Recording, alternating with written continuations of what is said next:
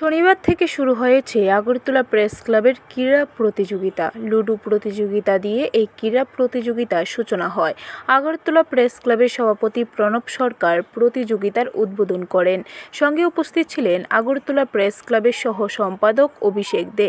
Agartala press ক্লাবের সভাপতি প্রণব সরকার এবং সহ সম্পাদক অভিষেক দে বক্তব্য রেখে বলেন, প্রত্যেক মাসে একটি করে ইনডোর টুর্নামেন্ট শেষ করা হবে।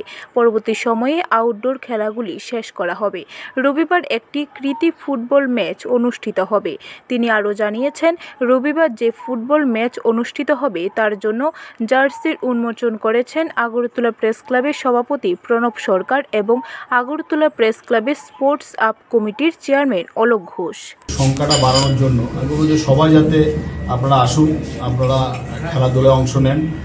সাংবাদিকতা জায়গায় থাকবে, তার মাঝেও একটু মাইন্ড রিফ্রেশের দরকার আছে সবারই।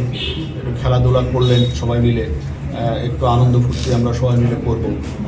তো এই জন্যই আমাদের এই যে ইনডোর গেম বা কালকে যেটা হচ্ছে ফুটবল ম্যাচ, এগুলো হচ্ছে এবং আগামী দিনে আরও ভালো ভালো প্রোগ্রাম আগরতলা প্রেস ক্লাব করবে। ব্যুরো রিপোর্ট, খবর ত্রিপুরা।